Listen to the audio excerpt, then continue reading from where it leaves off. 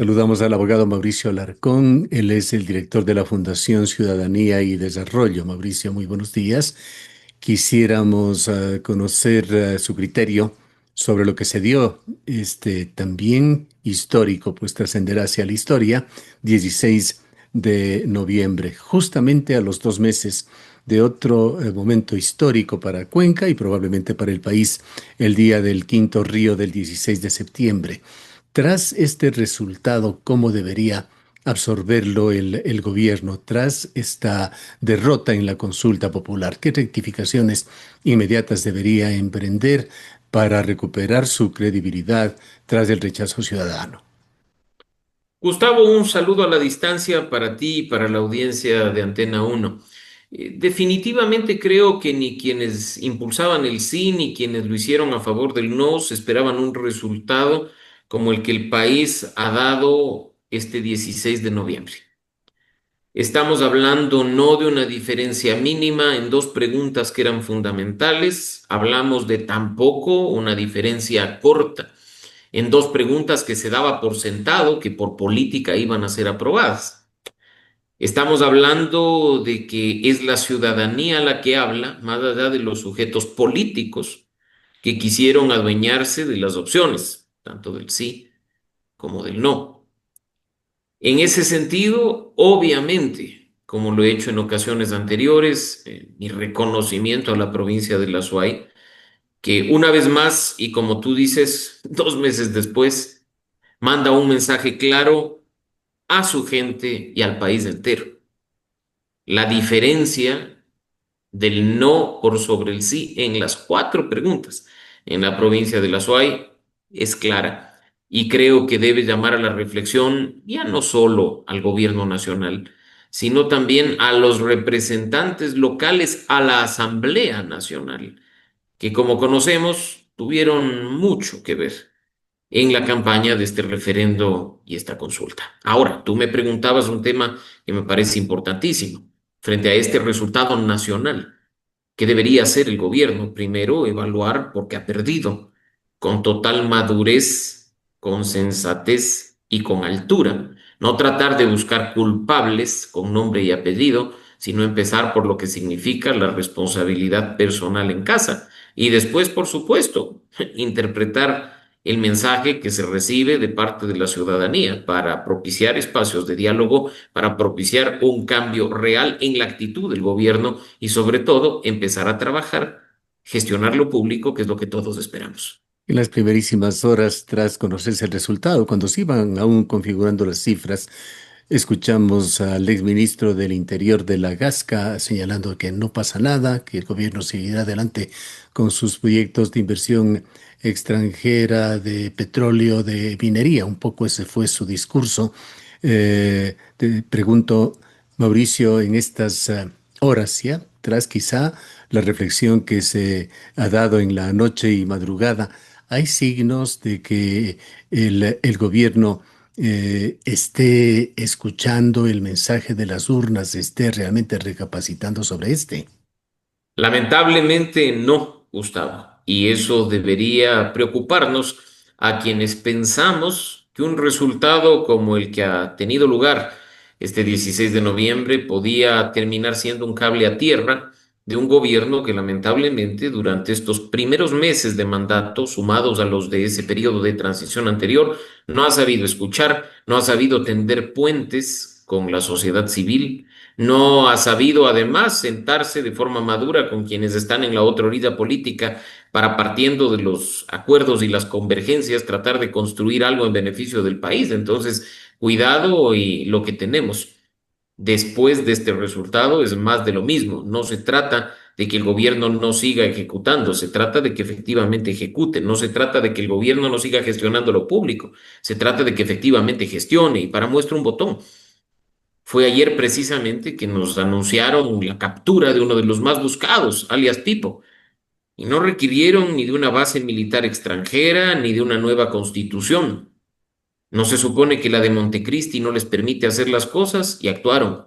No se supone que los acuerdos de cooperación internacional son insuficientes y lo capturan en cooperación con las autoridades. policiales de España. Entonces, acá yo creo que mucho de ese discurso que se trató de posicionar durante las 2 semanas cortas y escasas de campaña del referendo, terminó cayéndose en boca del propio gobierno el día de ayer. Así es que acá, de nuevo, sigan gestionando, sigan trabajando, sigan pensando en el país, pero cambiando mucho de actitud, que es algo que nos hace falta.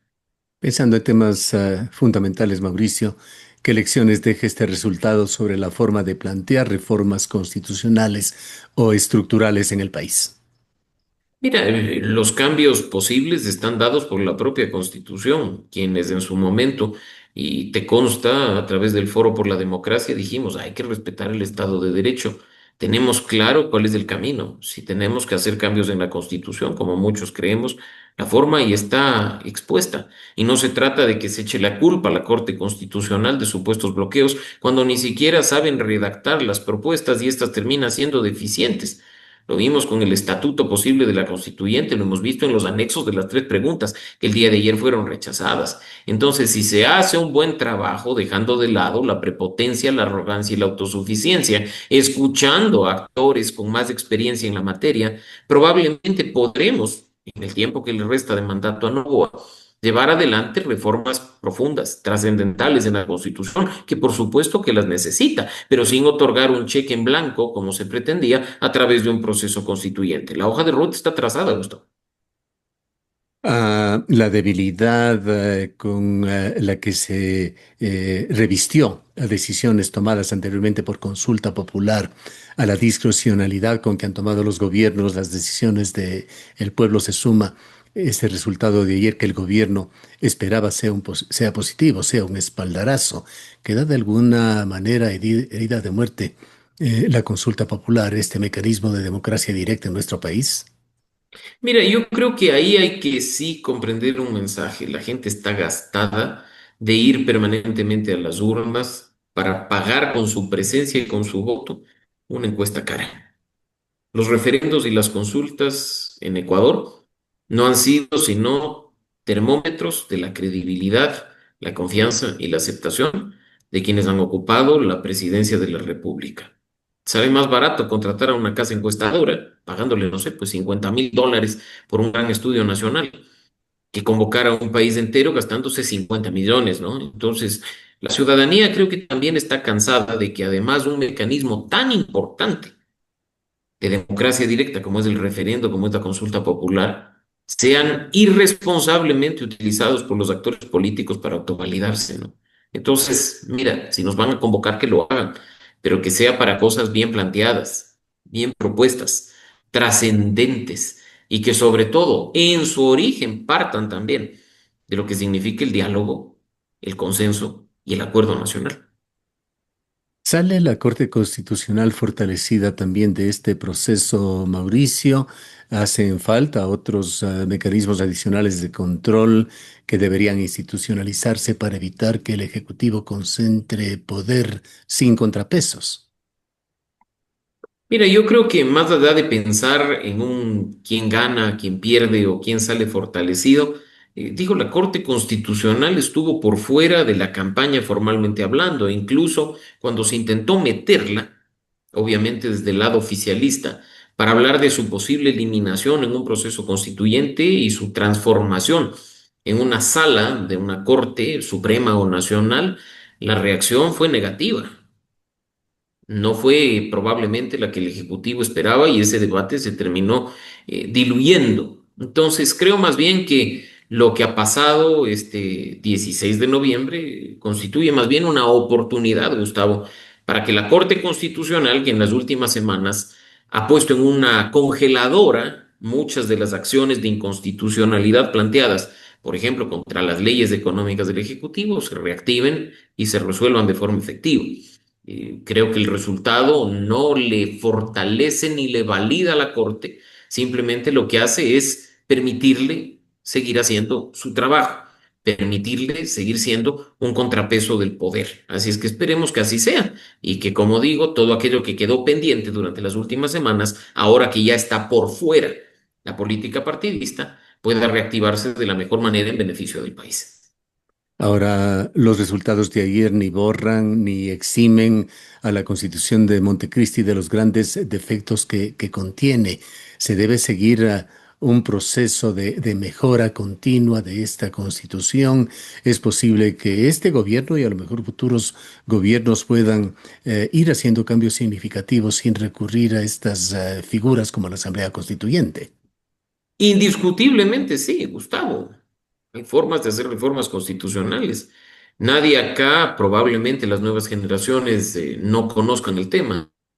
Y nos dejará mentir en el sentido de que, claro, Ecuador volvió a la democracia a finales de los 70 con una nueva constitución, pero esta no permaneció escrita en piedra, sin tocarse, durante los casi 20, 30 años que estuvo formalmente en vigencia hasta llegar a esta constitución. Me refiero, obviamente, en el 97, 98 se cambió, en el 2007, 2008 vino la nueva constitución, pero si tú te pones a ver, la constitución del 78, 79 sufrió reformas y cambios en los años 80, sufrió reformas y cambios a inicios de los 90, en el 97 ya se vio desgastada, pero incluso mira que en el referendo, que una vez que Fabián Alarcón asumió la presidencia convocaba, y por eso hago yo mención a posibles, entre comillas, 30 años, la ciudadanía no aprobó una asamblea constituyente. La pregunta que aprobó la ciudadanía en aquel entonces era una asamblea constitucional para seguir reformando la constitución del 78. Entonces, las reformas, las enmiendas, pónganle el nombre que quieran, son posibles, son deseables y en muchos casos hasta necesarias. Los procesos constituyentes para refundar la patria cada vez tienen menos pies y cabeza. Mira que si regresamos a ver a Colombia, vamos a ver un experimento que intenta posicionarse y no cuaja. Si vemos lo que pasó en Chile, fue un experimento rechazado por la ciudadanía. Entonces creo que acá hay que de nuevo estas cuestiones tomarlas con mucha responsabilidad y sensatez para evitar su mal uso y su distorsión en manos de actores políticos que lo único que quieren es beneficios particulares. ¿Qué va a pasar con Daniel Noboa? El primer mandatario asumió un papel de punta de lanza en la campaña. ¿Cómo puede hacer ahora para diluir el daño, para que no sea él la persona que más absorba este shock que generan los resultados de esta consulta popular? ¿Tiene, en otras palabras, Daniel Noboa fusibles que quemar? Mire, yo creo que la ciudadanía más bien vería con muy buenos ojos que Daniel Noboa queme un fusible propio, que Daniel Noboa salga a hablar, a decir cuáles fueron sus errores y los de su gabinete. Asumir lo que se tenga que asumir. Creo que un acto de madurez política de hablarle con claridad al país no es un acto de debilidad. Por el contrario, con el estado actual puede ser una gran oportunidad para tender puentes, para hacer equipo, para trabajar en lo que el país necesita. Porque más bien eso de echar la culpa a otros, de tratar de encontrar culpables por fuera del gobierno, o de, como ya hemos visto por parte, no de voceros en medios de comunicación, pero de gente vinculada al gobierno y al partido de gobierno en redes sociales, acusar a quienes estuvimos por la opción del no y a quienes votamos por el no, de ignorantes, de asociados al narcotráfico y al crimen organizado y tantas otras frases peyorativas que hemos visto en estos días, te digo, es totalmente inadecuado, ¿no? Entonces, creo que la madurez política con la que se debería actuar a este momento no se ha hecho presente, incluso en horas de la mañana con las declaraciones de la vocera presidencial, creo que han quedado más dudas que certezas al respecto y pues en definitiva hay que esperar y ver. Un acto ¿Qué, de de- madurez y de humildad que todavía es lejano. qué decir justamente sobre el tema comunicacional siempre importante? ¿Son necesarios cambios en la estrategia de comunicación del gobierno? Indiscutiblemente sí. Gustavo, la comunicación ha jugado un rol fundamental durante esta campaña y durante este proceso. O sea, negar que hay un impacto de un gobierno que contrata influencers para mentirle al país, para desinformar, es autoengañarse. Porque lo que vimos en campaña de influencers, quién sabe con qué recursos contratados, manipulando y distorsionando el contenido de la Constitución, llegando al extremo de decir que si un delincuente violador llega a un hospital al mismo tiempo que una mujer que ha sido atacada, va a recibir atención prioritaria, pues por favor, ese tipo de cuestiones también han sido castigadas por la ciudadanía con el resultado del 16 de noviembre, ¿no? Y eso ha sido parte de la comunicación.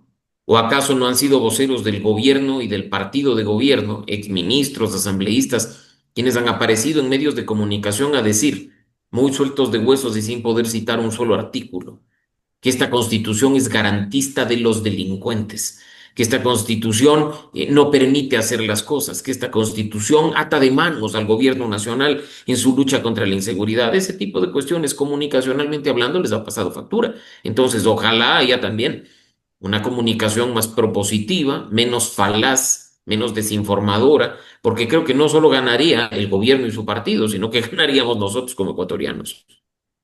Ahora, Mauricio, antes que tratar de apropiarse del triunfo del no, como lo están haciendo desde ayer partidos, movimientos políticos, particularmente ese otro partido que polariza las cosas en Ecuador, ¿qué papel deberían asumir la clase política en general, los partidos, los movimientos políticos en este nuevo escenario?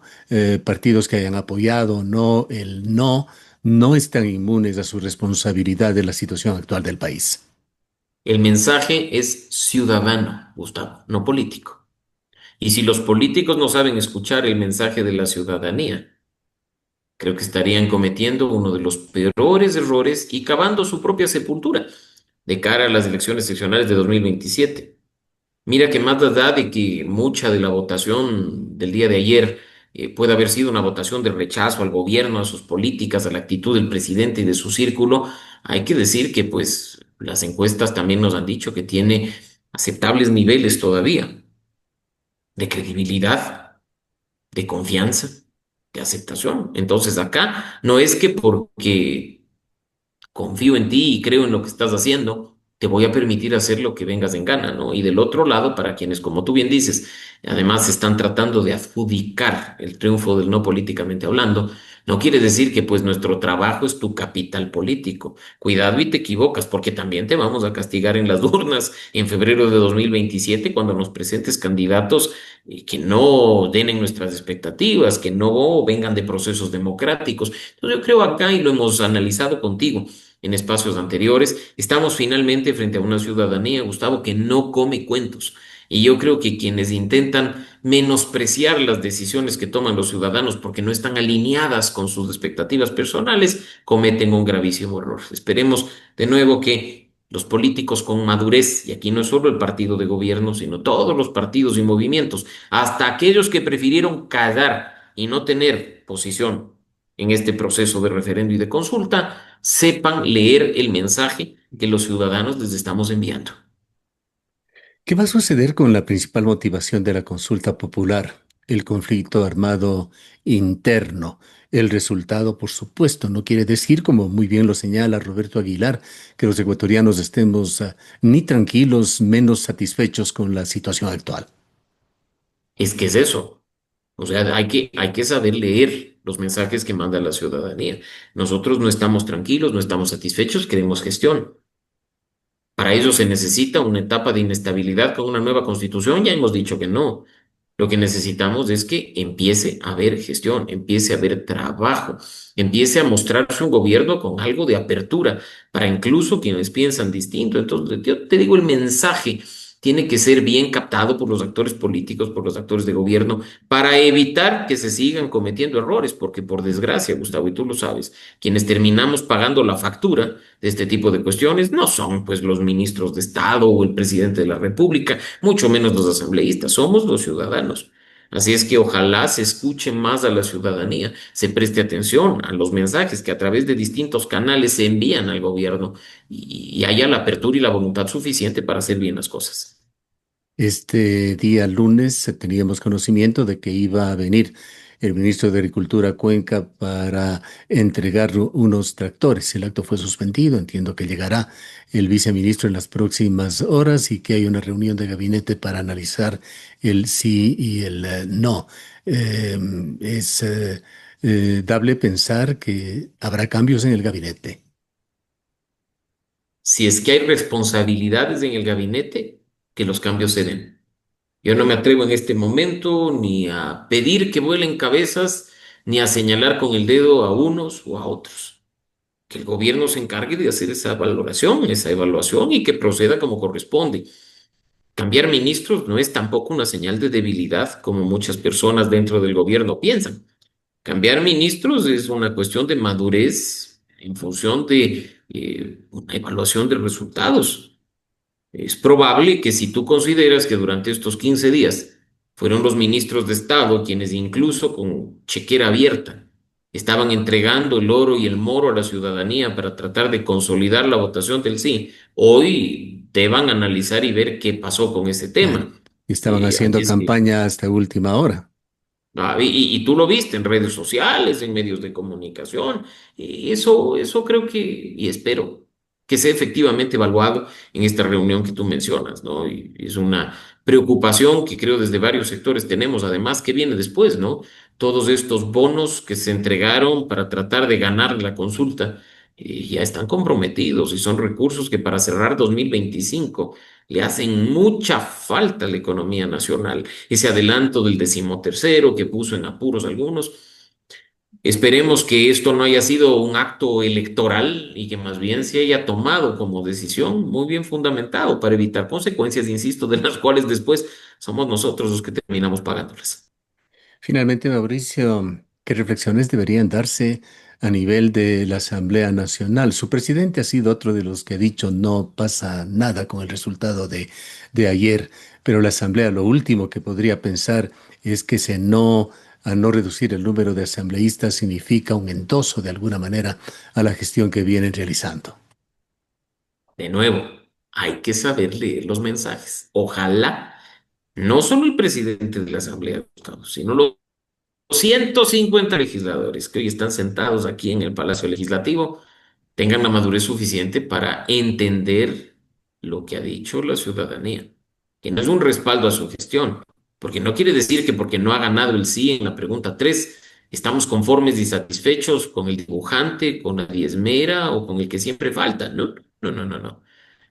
Más bien, incluso que sea esta la oportunidad para ver que la asamblea se reactive, ¿no? Porque durante las últimas 2 semanas, extrañamente, las comisiones no funcionaron de forma normal, los plenos no funcionaron como correspondía, los pasillos del Palacio Legislativo permanecían casi, casi que como una escuela cerrada durante el periodo de vacaciones. Entonces, yo creo que acá lo importante es que la asamblea en general también sepa leer el mensaje y sobre todo piense que a partir de hoy le corresponde legislar y fiscalizar pensando en el país, no en un partido político, y le corresponde hacer las cosas bien para evitarse incluso ese mal rato de que desde la sociedad civil y la ciudadanía presentemos acciones de inconstitucionalidad para que sea la Corte la que corrija hasta la deficiente forma de redacción de artículos que muchas veces sale de nuestro órgano de representación. Bien, muchísimas gracias por habernos atendido, Mauricio. Gracias, Gustavo. Un abrazo para ti y para la audiencia de Antena 1. El abogado Mauricio Alarcón es el director de la Fundación Ciudadanía y Desarrollo.